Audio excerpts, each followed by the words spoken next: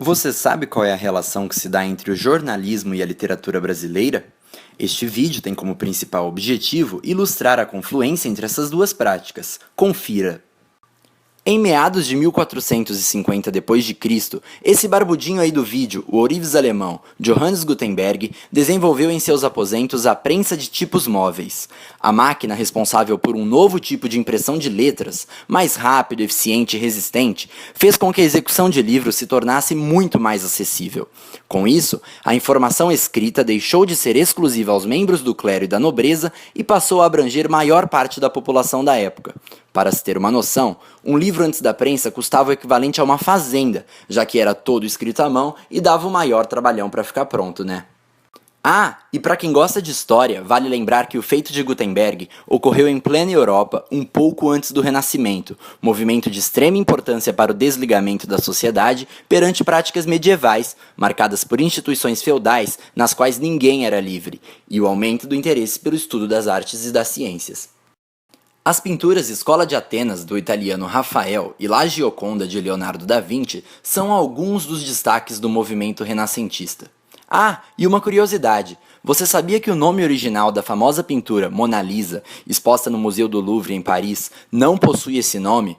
Pois é, seu nome original é La Gioconda. Pesquisadores dizem que Mona Lisa é Lisa Girardini, esposa de Francesco del Giocondo, La Gioconda, e que ela representa na obra uma imagem sagrada e pura. Mas vamos voltar ao assunto. Antes da máquina de Gutenberg, a comunicação, a não ser entre a conversa, era feita basicamente por meio de ícones, como vitrais, estátuas ou sermões nas igrejas. Outro ponto importante para o surgimento do jornalismo é a Gazeta. Considerada como o ancestral do jornal impresso, o informativo feito através de melhorias da prensa fez com que a alfabetização desse seus primeiros passos e começasse a ser aceita em corporações e ofícios da época.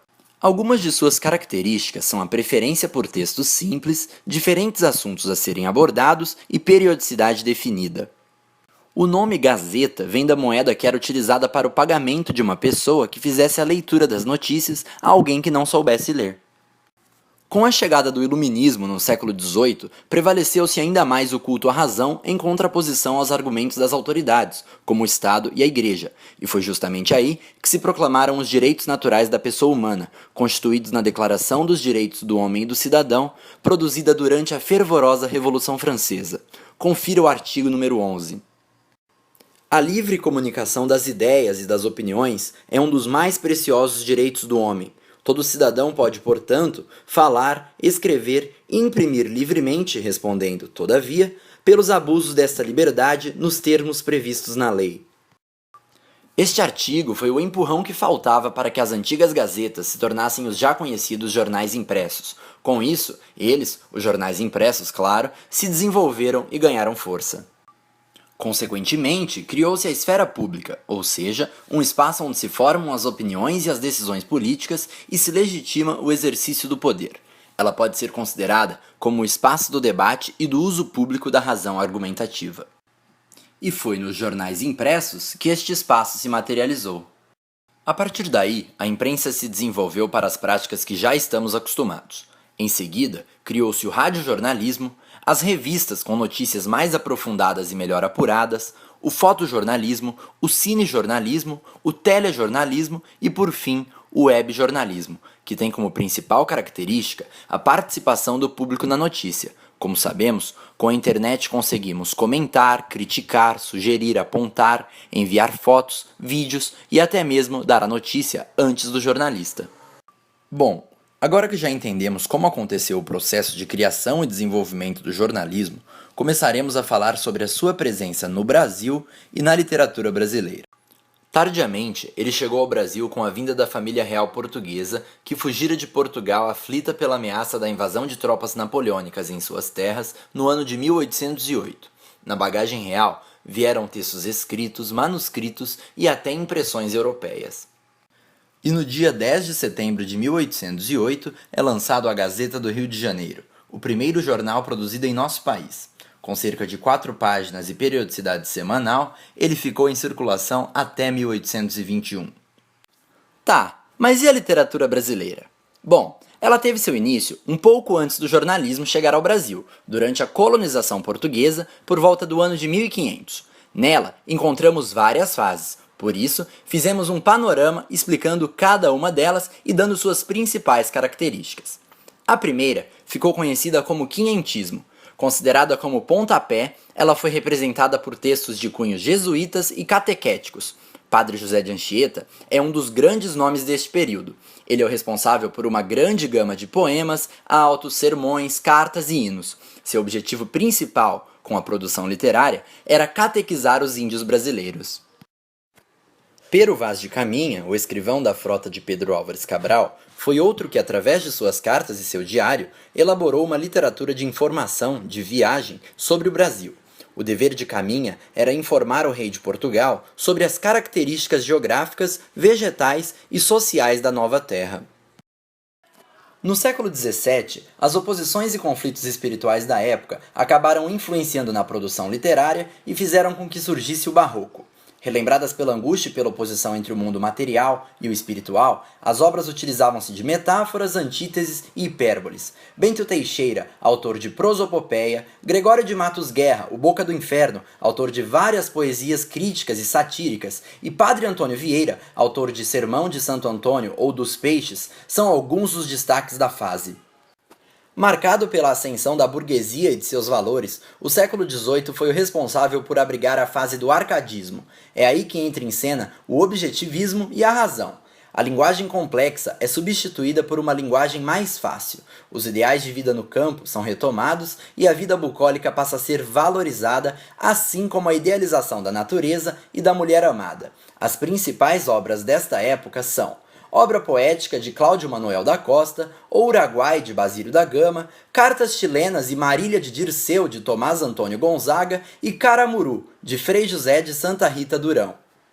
A chegada da família real portuguesa em 1808, aquela que falamos anteriormente acerca do jornalismo, e a independência do Brasil em 1822 são dois marcos históricos que provocaram algumas mudanças na literatura do período e que acabaram moldando o romantismo.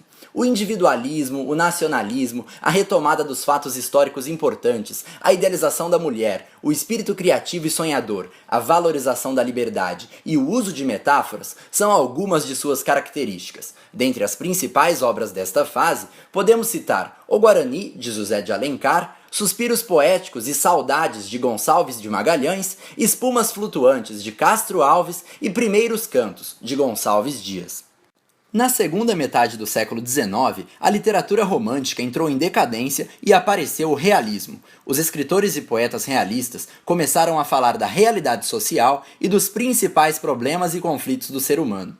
Caracterizam a fase o objetivismo, a linguagem popular, a trama psicológica, a valorização de personagens inspirados na realidade, o uso de cenas cotidianas, a crítica social e a visão irônica da realidade. O principal representante desta fase foi o grande Machado de Assis, com as obras Memórias Póstumas de Brás Cubas, Quincas Borba, Dom Casmurro e O Alienista.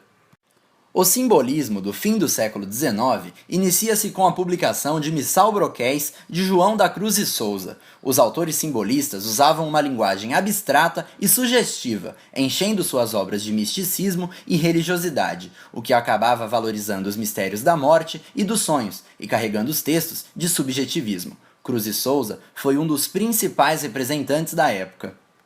Já no início do século XX, o parnasianismo buscou por temas clássicos e valorizou o rigor formal da poesia descritiva. Os autores do período usavam uma linguagem rebuscada, um vocabulário culto e discutiam acerca de temas mitológicos e descrições detalhadas. Muitos diziam que faziam a arte pela arte, e graças a esta postura foram chamados de criadores de uma literatura alienada, pois não retratavam os problemas sociais que ocorriam naquela época. Os principais autores parnasianos são Olavo Bilac, Raimundo Correia, Alberto de Oliveira e Vicente de Carvalho.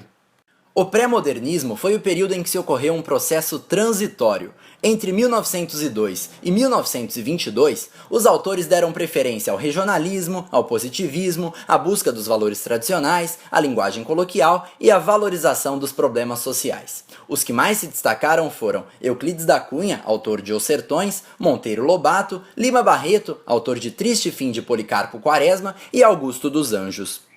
O modernismo, que durou somente até 1930, começou com a Semana de Arte Moderna de 1922. As principais características da literatura modernista são o nacionalismo, a abordagem de temas do cotidiano, a linguagem humorada, a liberdade no uso de palavras e textos diretos. Mário de Andrade, Oswald de Andrade, Cassiano Ricardo, Alcântara Machado e Manuel Bandeira são os principais escritores da fase.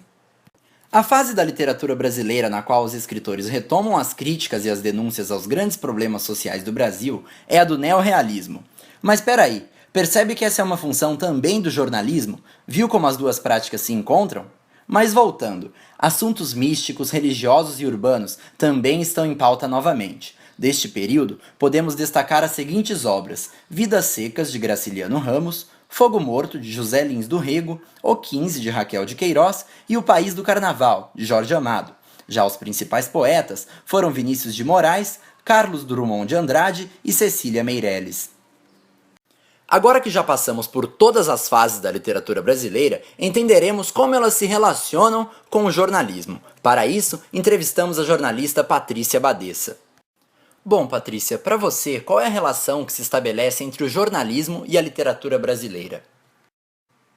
Bom, Murilo, eu acredito que a literatura brasileira vem a contribuir com o profissional do jornalismo.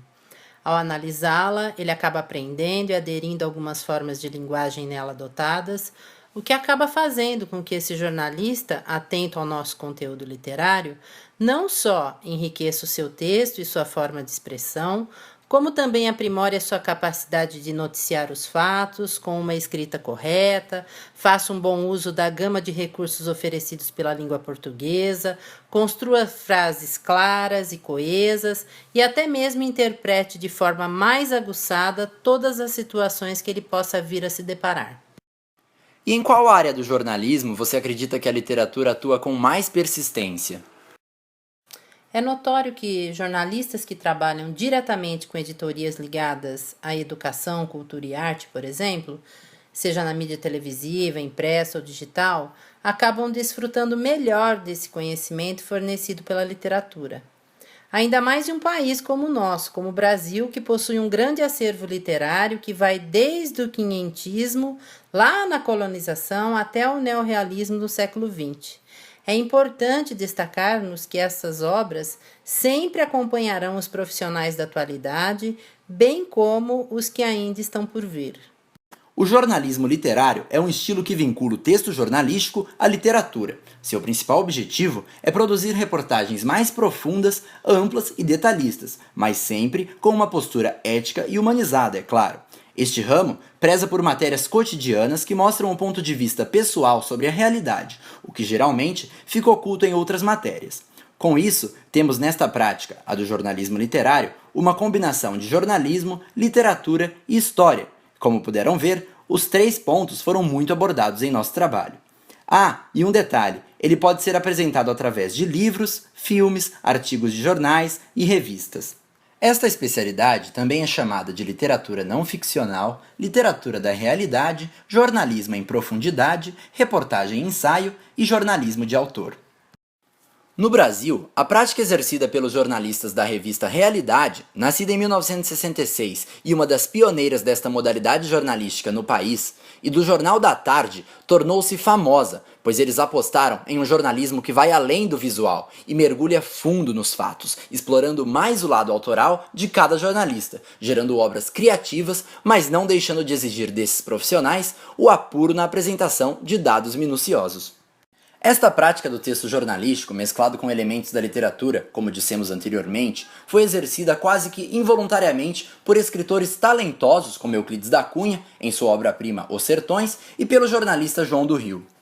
A liberdade temática proporcionada pelo jornalismo literário é o que atrai jornalistas e leitores para a modalidade, principalmente em momentos nos quais as pessoas anseiam compreender a fundo os fatos ocorridos. Assim, em meio a um jornalismo cada vez mais sensacionalista e superficial, felizmente, a prática continua a crescer, principalmente na forma de livros. Bom, e o nosso vídeo chegou ao fim. Espero que tenham compreendido sobre a presença do jornalismo na literatura brasileira e a maneira de como essas duas práticas tão importantes para a comunicação se relacionam. Este trabalho foi produzido pelos alunos da segunda etapa do curso de jornalismo da Universidade de Ribeirão Preto, Murilo Badessa e Marcela Mazieri. Contou com a locução de Murilo Badessa e tem como professora responsável a doutora Bruna Fontanelli Grigoli Pérsico. Agradecimentos à jornalista Patrícia Badessa.